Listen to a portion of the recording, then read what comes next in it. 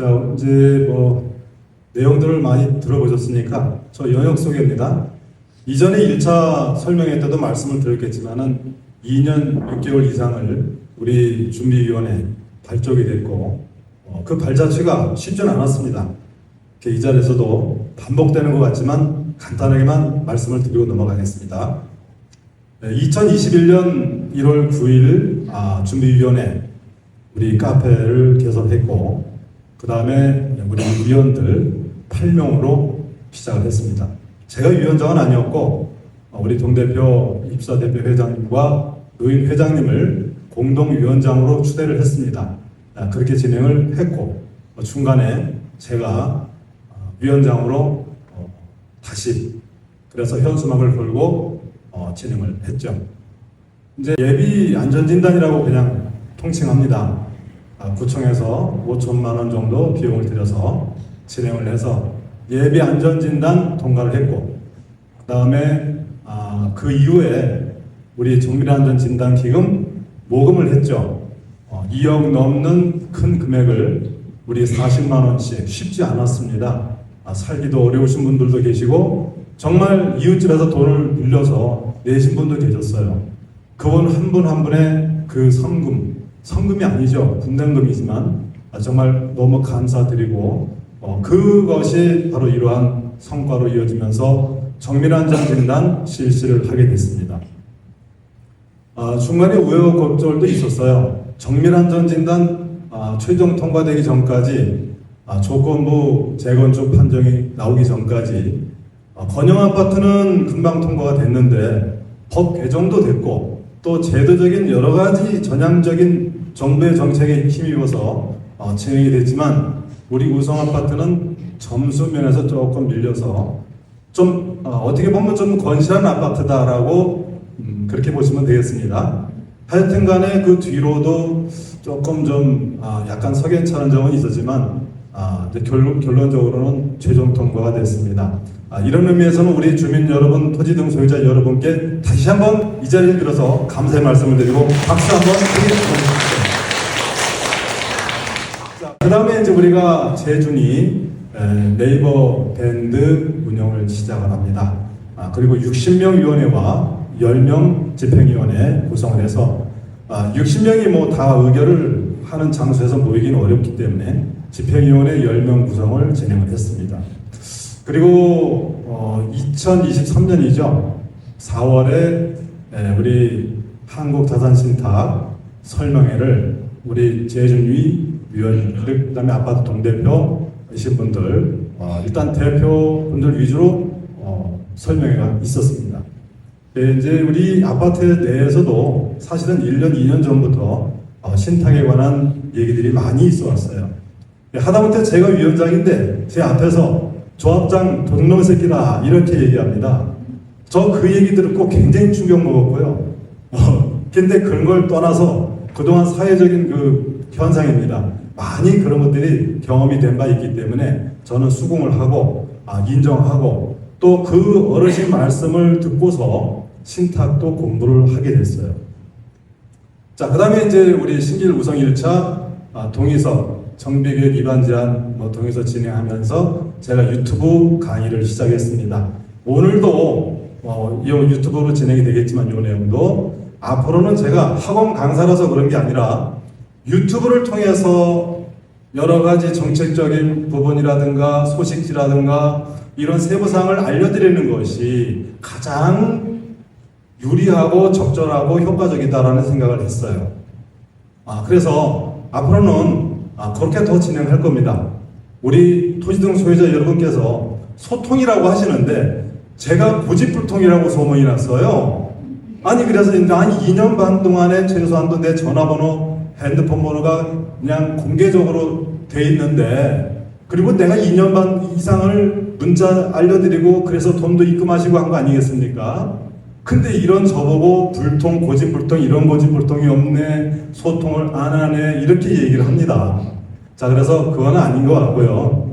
아마도 내가 볼 때는 네이버 밴드는 제가 운영하니까 카페라든가 이 네이버 카페 같은 경우는요 단점이 뭐냐면 내가 리더로서 사항을 올려놓으면 그걸 갖다가 이상한 말들, 별로 중요하지 않은 말들을 올리면서 결국 내 글이 없어져 버려요. 제가 정책적으로 제안을 하고 의견을 묻고 있는데 그 내용을 보려면 한참 올라가요. 그래서 이건 너무 어렵구나. 물론 선의적으로 한 거지만 어렵구나 해서 제가 네이버 밴드 쪽으로 해서 이 위원장의 어떤 그 여러 가지 전달하고 싶은 그 내용을 적시하고 그 밑에 댓글을 달 수 있도록 그렇게 바꿨어요. 정책적으로. 그게 맞겠다. 소식을 전달하는 것이 목적이지 무슨 자아 비판 장소입니까? 여기가 북한도 아니고 그냥 카페에다 올려놓으면 뭐 5놈 6놈 달려들어가고 놈이라고 해서 죄송합니다. 뭐 욕지거리부터 시작해서 뭐 끝이 없어요. 이거는 서로 피곤한 일이다. 그래서 어느 변호사님한테 자문을 구했더니 네이버 밴드를 활용하시는 게 좋겠다 이렇게 자문을 주시더라고요. 그래서 저도 배웠어요. 제가 어떻게 알겠습니까? 그것까지 그렇게 된 거고 그 다음에 이제 우리 한국자산신탁하고 MOU를 업무 협약을 체결했습니다. 이것 때문에 말이 많아요. 7월 7일 날 업무 계약을 체결했습니다. 7 아니겠습니까? 이거 좋은 글자인데 숫자도 의미가 있고 이게요.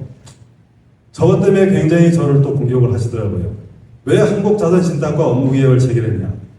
저는 솔직히 말씀드려서 인근의 아파트 재건축 현장에서 PM이다, 정비구역 지정 단계 기톱 뭐 수억, 5억에 뭐 10억에 계약을 했네, 불법이네, 뭐 그걸 왜 계약했냐 이런 말 많이 들었습니다. 이게요, 우리가 지금 돈이 지금 거친 것이 2억 얼마를 거쳐서 지금 지금 우리가 그 안전진단을 통과했는데 다른 아파트는 5억이 넘는다, 6억이 넘는다 계약을 한다고 하는 얘기가 있어요. 무슨 정비업체도 아니고 PM 뭐 해갖고 나옵니다. 그게 뭔지 아십니까? 자문을 구하는 비용이에요. 자문이라는 게 뭡니까? 그냥 말로 해주고 뭐 서로 몇 개 해주고 이런 부분인데 물론 중요한 부분이에요. 근데 그 계약을 우리는 안 하겠다 이거예요. 그런 거 안 하고 우리가 하겠다. 한국자산신탁 그러면은 물론 자산 자체가 무슨 자원이 많죠. 그동안 그 노하우도 많이 있고 뭐 굴지의 그 회사들과 같이 협력 관계에 있기 때문에 그 노하우를 우리가 좀 배우자. 우리가 어려운 거 있으면 자문 구하고 또 거기만 합니까? 크로스 체크하는데 아주 좋아요. 또 용역업체 또 물어봐요. 한국자산신탁에서 이렇게 얘기했는데 당신 어떻게 생각합니까? 질문을 똑같이 합니다. 예를 들어 변호사한테 샤핑을 하잖아요. 그러면 5명은 5명 변호사한테 질문을 똑같이 하는 거예요. 그럼 답변이 나오거든요. 거기 결산이 나와요. 여기 실력이 있구나. 없구나. 여기 좀 특이하게 진행하는구나. 그럼 이걸 조금 더 세부적으로 이렇게 들어갈 수 있거든요.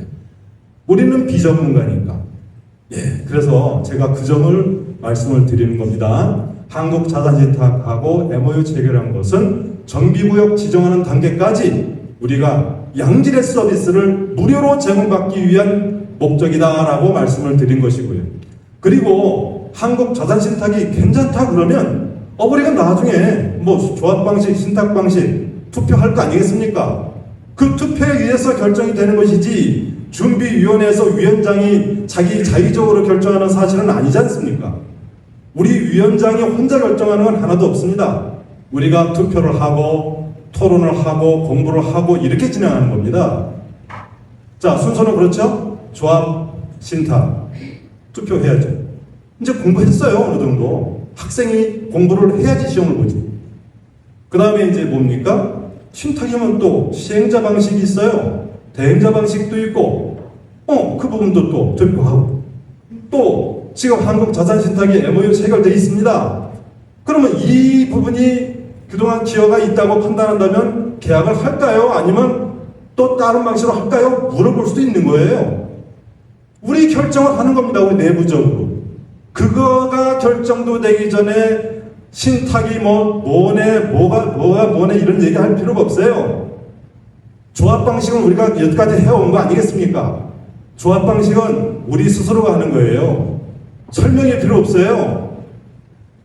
근데 신탁 방식은 지금 현재 굉장히 사회적으로 시공사가 자금 경색이 와서 PF 대출이 너무 많아서 돈 빌릴 데가 없는 거예요. 쉽게 말하면 보증을 갖다가 서줄 수 있는 회사가 없는 거예요.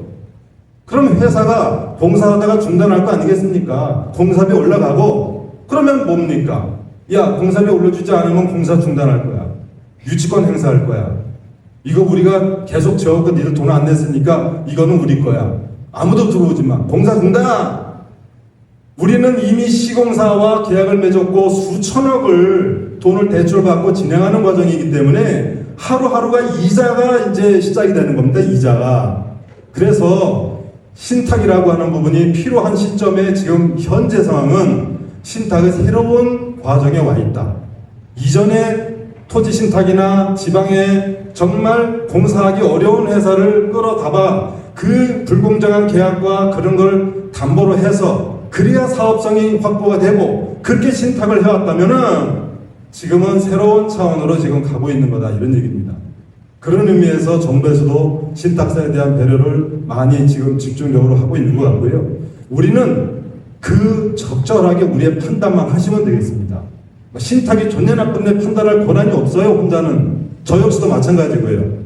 그러니까 그런 어떤 얘기를 이 지금 환자신 MOU 체결한 업무계약서를 보고 싶다는 학생 저분도 계시고 오신 분들은 다 보여드렸습니다. 제가. 근데 어느 분은 오신다고 했다가 안 오셔. 소식도 없는 분도 계시고 오늘도 말이죠. 이거 보시고 싶다고 하는 분은 내가 보여드릴게. 오시면요. 보여드릴게요. 거기에 금액이 얼마 뭐 빌려줬네 마네 상환하네 이런 얘기 있으면 제가 못 벗습니다. 이거 안 합니다. 저 이거. 거기에 그런 걸 하나도 없다니까요. 이따 여기 나와서 보셔. 그런 분 계시면요. 이게 업무 협약이라는 게 뭐냐면 그 내용에도 그 적시가 돼 있어요. 우리 아파트 토지 등 소유자의 준비위원회 의결, 그 다음에 총회 의결, 그거예요. 그게 있지 않으면은 업무 협약 필요 없다 이렇게 돼 있는 겁니다.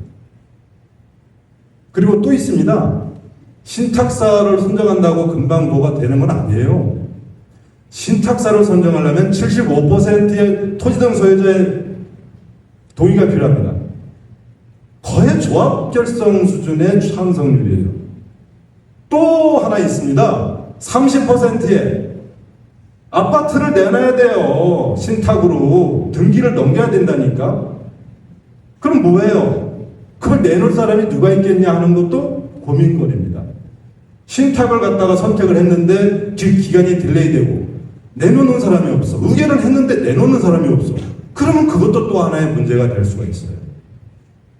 그런 의미에서 우리가 신탁이든 조합이든 결정하는데도 집약을 해주시고 결정되는 데서도 전폭적인 지지를 통해서 투표를 진행해 주셔야 원활하게 사업이 진행된다.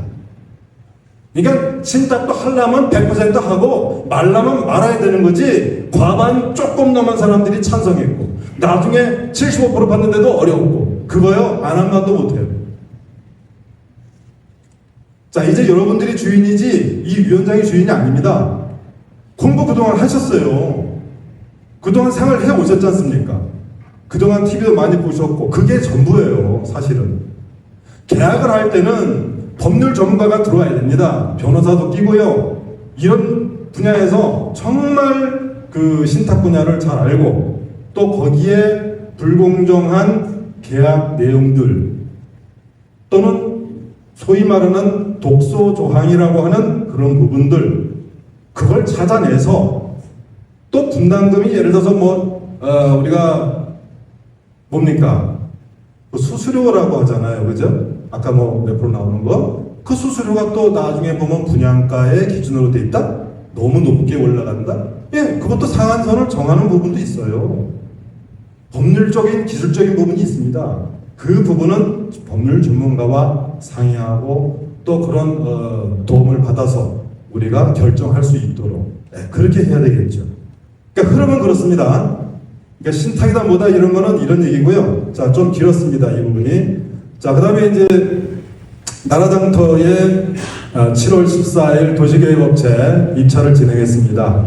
이제 이런 오늘도 이제 오신 분들 우리 회사에서 아직 계약을 안 했어요. 이 계약을 하려면 또 우리 토지 등 소유자 과반수 이상 5억 5천에 이제 낙찰이 됐지만 그 큰 금액을 저 혼자 감당할 일이 아닙니다. 제가 지금 계약하면 내가 개인적으로 계약할 수는 없지 않습니까? 내가 물어내야 되잖아요.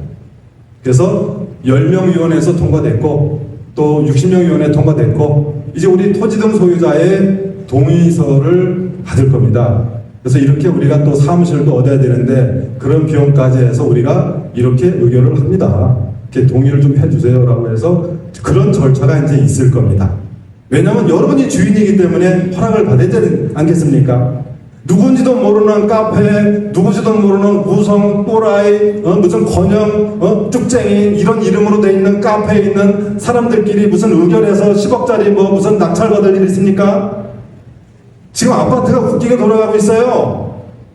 그런 사람들하고 말이죠. 말을 섞을 필요가 없는 거예요. 아니 10억짜리 이상 수의 계약이 말이 됩니까? 아니 뭐 수혜가 안 할 수도 있겠지만 그 있을 수 없는 일이에요. 나중에 우리 아파트 조합 추진하면서 그 돈 달라고 할 거 아니에요, 다. 그 소송 걸어올 거 아니에요. 나 니네들 동의받아서 했어. 돈 내. 다 낼 거 아니야. 우리가 다 쪼개서 내야 되는 거예요. 정신 차리셔야 돼요. 2년 6개월 이상을 저하고 같이 함께 해오신 여러분들은 누가 리더인가를 아셔야 되는 거예요. 주위에 그런 분들이 계실 겁니다. 판단력이 흐려져갖고 그러실 분이 계세요. 그 우리 이웃입니다. 다 소중한. 그분들 다 우리가 손잡아 주셔야 돼요. 정신을 차려야 돼요. 자, 일단 그런 부분 말씀드리고 설명회 이후에 회계보고 제가 드렸었죠. 자, 이렇게 합니다. 회계보고는 자, 이제 요거는 상가 리스크. 자, 이거 간단하게 좀 하고 넘어갈게요. 건영하고 우성이 통합이라고 하는 이슈가 너무 많이들 얘기하셔서 상가 부분이 좀 심각해요. 물론 어느 분이 그래요. 우성 상가는 문제 없냐? 건영만 크냐? 문제 있을 수 있죠. 예, 그렇지만 제가 말씀드리는 것은 현재 있는 상태를 말씀을 드리면 원래 이게요, 이 아파트 우리가 688인데 그 소유하고 있는 그 점포가 29명이죠. 머리 숫자로. 예, 머리 숫자로 계산합니다, 원래. 그럼 전체 토지 등 소유자 상가 포함해서 4%예요. 4%면 얼마 안 되죠. 정말. 근데 구분 소유권이라고 해서 법적으로 딱 이렇게 나눠져 있습니다. 그죠? 서류상 공부가. 그 나눠져 있는 그걸로 돼 있는 거는 35개예요. 그럼 프로테이지가 4.8%예요. 별로 문제가 안 됩니다. 근데 자, 건영은 어때? 386세대 아닙니까? 소유주가 39명이에요. 지금 현재 문제가 안 돼. 8%밖에 안 돼요. 예, 문제가 안 돼요. 근데 쪼개진 게 몇 개 쪼개냐면 60개가 쪼개져 있어요. 60개. 60개면은 이게 지금 13%가 되죠? 13%면 뭡니까? 10%가 넘어가죠? 이 도정법에서는요, 10%를 선을 마지노선으로 해서 이게 상가 때문에 재건축이 어렵고 하니까 발목을 잡으니까 10%가 넘으면 같이 가라. 10% 미만이면 따로 이렇게 할 수 있다. 소송 걸어도 니네 알아서 해. 우린 조합 만들게. 이렇게 해놓은 거예요. 그러면 건영은 구분 소유권 구분이 나눠진 것만 60개인데 이게 13%니까는 이미 임계치를 넘어선 거예요. 얼마든지 무기가 될 수 있는 거예요. 뭐하고 무기가 된다고요? 조합원들, 아파트 일반 조합장을 비롯한 일반 아파트 소유주하고의 경쟁이 돼버리는 거예요. 이 10%가 넘게 되면은 이게 어떤 일이 생기냐면 상가가 한 개 동으로 인정돼요. 그럼 과반수 동의를 받아야 돼. 과반수 동의를 받아야 되는데 처음에는 몇 명 안 됐었는데 갑자기 대가리 숫자가 늘어지네. 예를 들어서 어느 아파트 유원 2차 아파트 예를 들게요. 거기 410세대인데 거기 대가리 숫자가 39명, 8.6%였어요. 근데 거기가 구분 소유권으로 얼마가 쪼개졌냐면 79개가 됐어요. 거의 80개. 16%가 됐어요. 우리 영등포에 있는 일입니다. 아주 가까운 아파트 일인데 그게 바로 상가가 그런 현상이 생기는 거예요. 그러면 상가 조합원들끼리도 이해관계가 있지만 아파트 소유주들하고는 어떤 관계냐? 상가 소유주들, 쪼개진 소유주들이 조합원 아파트 자격을 요구해요. 조합원 아파트 지위를 요구하게 되면 일반 아파트로 일반 분양으로 팔아서 우리 조합원들이 n분의 1로 해갖고서 분담금을 줄여야 되거든요. 그 사업성이 악화된다는 뜻이에요. 그걸 막을 길이 별로 없어. 뭐 행위 제한을 구청에다 얘기해서 행위 제한 건에 만에 강남에서 막 난리 났습니다만 그게 유일한 해결 방법일 것처럼 보이지만 그것도 그렇지도 않아요. 그래서 제가 드릴 수 있는 말씀은 뭐냐면, 자, 우성상가는 아직까지는 우리 우성 입장에서는 리스크가 아닌 거예요. 이렇게 받은 저렇게 받은 구분 소유권으로 하다못해 쪼개진 것만 해도 별로 문제가 되지 않는 수준인데, 이 건영 같은 경우는 이미 넘어선 아파트예요. 그 자체를. 임기치를 넘어섰단 말이에요. 근데 거기 한번 섞어친다? 자, 섞어쳐서 한번 볼까요, 그러면? 일단 합해서 우리가 1074. 그래서 소유주 68. 그렇죠? 그러면 6%예요, 6%. 지금 대가리 숫자로만 6%예요. 근데 구분 소유권 해갖고 다 하니까 95개, 8%. 그러면 수치상으로는 30개만 쪼개지면 10% 넘어가요. 30개만. 어떻게 되는 줄 아세요? 7제곱미터. 예? 7제곱미터로 쪼갠단 말이에요. 30개만 쪼개면 10% 넘어가니까 어떻게 돼요? 야, 우리 10% 넘어갔어. 어떡할래? 줄래 안 줄래? 결론만 얘기해. 이렇게 되는 거예요.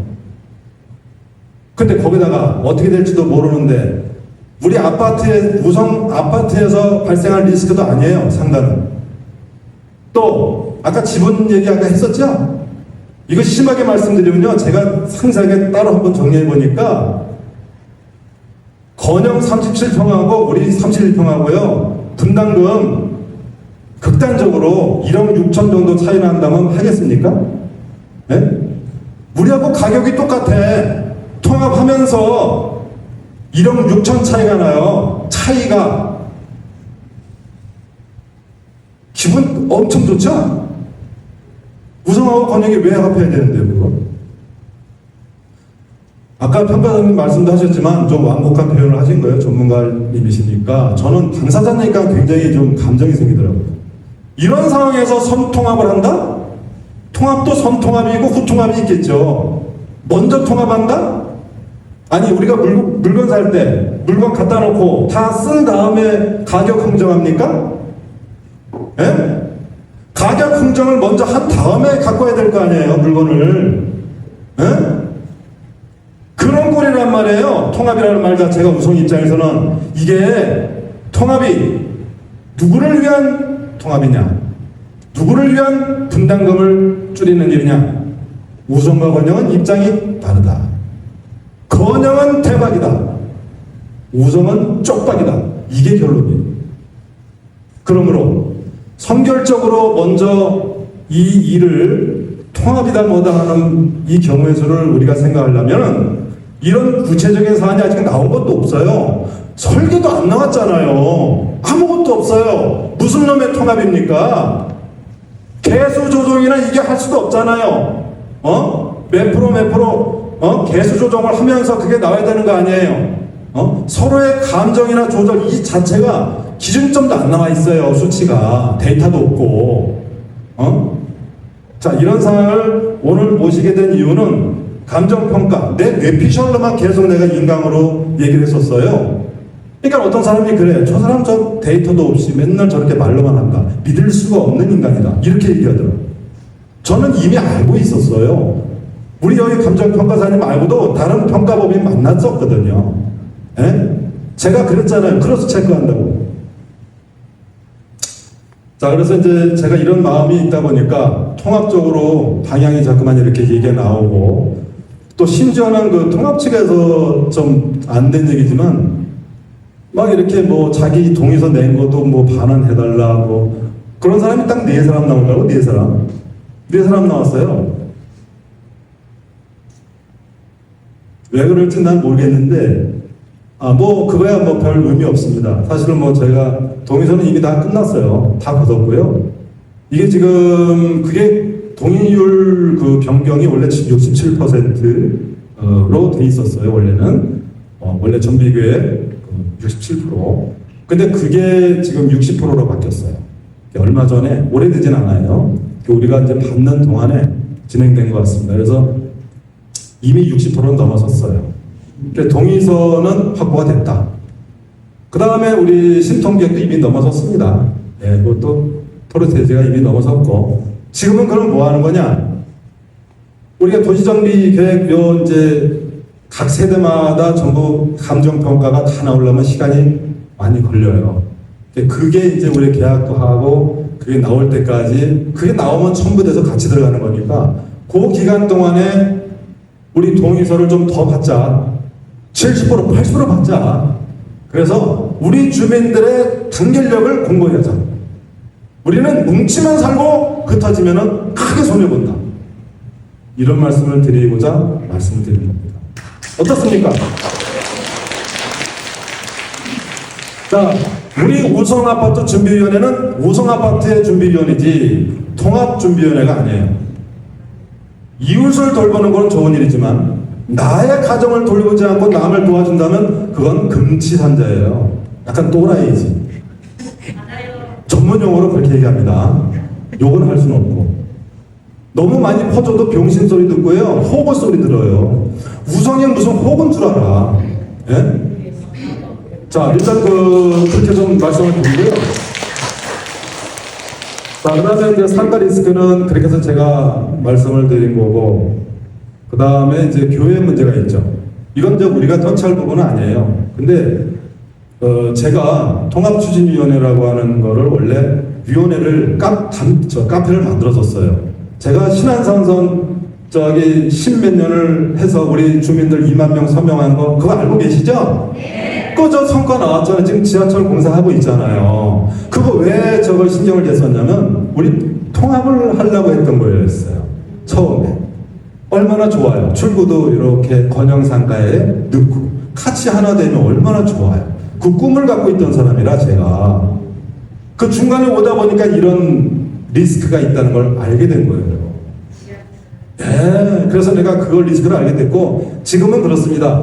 예, 출구 문제 어차피 뭐 원인자 부담을 해라 그러니까 뭐 재건축하면서 위원회에서 뭐 거기 좀 돈 해서 이렇게 뭐 할 수도 있겠죠. 뭐 타당성이 있으면 하겠지만 굳이 뭐 거기 몇백억 집어넣어서 뭐 개인 부담금 올릴 필요는 있겠나 그런 생각도 있고요. 하여튼간에 지금 현재는 우리 주민 여러분께서 저를 많이 도와주셔서 여기까지 온 거니까 정비구역 지정을 받는 순간까지 도와주셔야 됩니다. 그렇죠? 네. 단독하세요. 단독 자꾸부터 돈을 띄어요. 단독하세요 그냥. 일단 그래서 단독이 현재는 흐름이고요. 저희가 그리고 제가 말씀드리는 것 중에 립 서비스 항상 사람이 립 서비스가 있어야 되잖아요.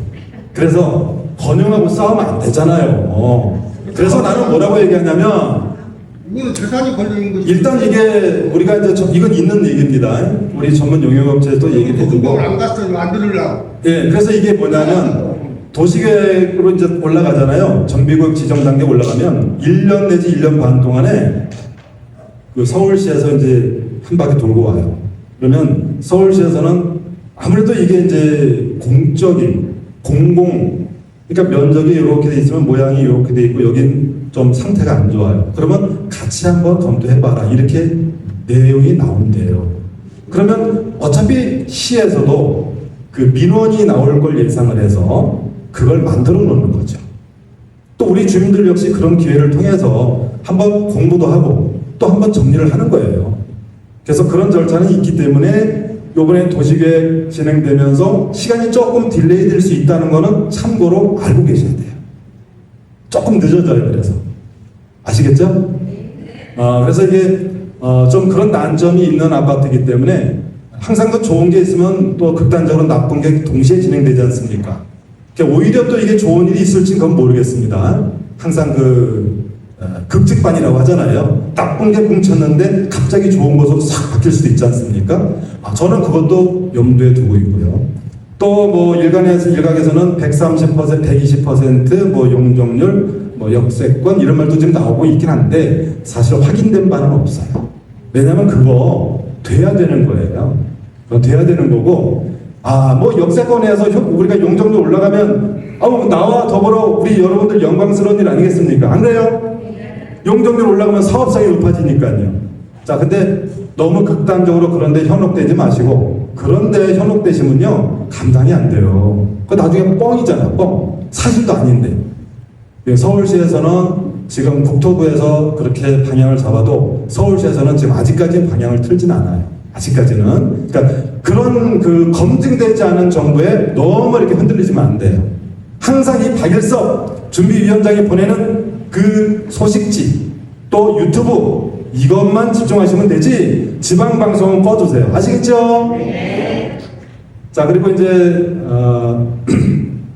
이건 아까 다 설명이 들었고, 자, 여기 이제 질문사항이 몇 가지 있었는데 아까 다 정비계획 수립 관련 자금 조달 방안을 질문하셨어요. 5억 5천이면 그거 큰 돈인데 어떡할 거냐. 자, 이거는 이제 몇 가지 방법이 있어요. 외상으로 하는 방법이 있어요.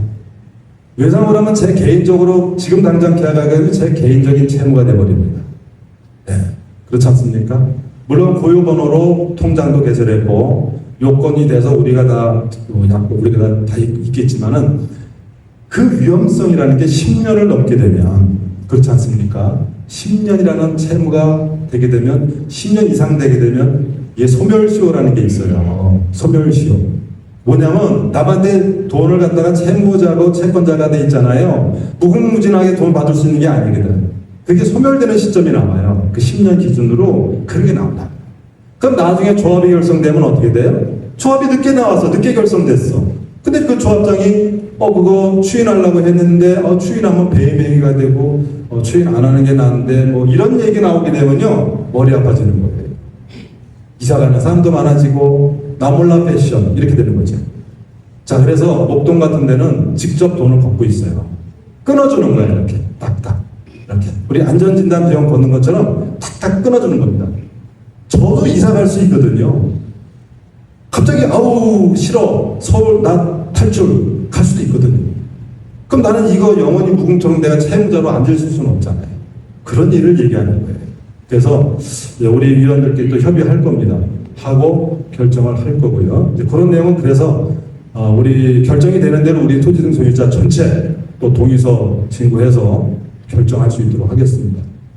그 다음에 이제 분담금 뭐 제공하는 거 뭐 이런 부분들 아까 말씀드렸죠. 정확한 수치는 아직 안 나왔다. 그리고 우리 토지 등 소유자들 설문조사도 할 거예요. 몇 평을 요구하시냐. 큰 평수, 작은 평수.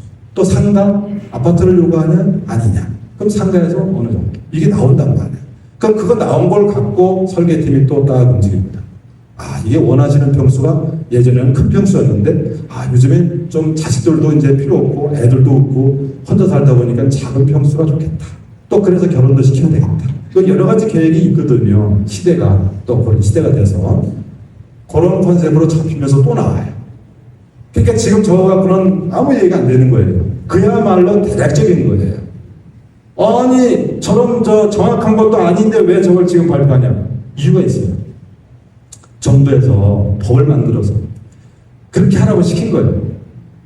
왜냐하면 이게 얼마 들지 알지도 못하고 재건축을 했는데 나중에 보니까 이게 뭐냐 하고 정부에 막 구청 와서 막 대응하고 이런 사람들이 많단 말이에요.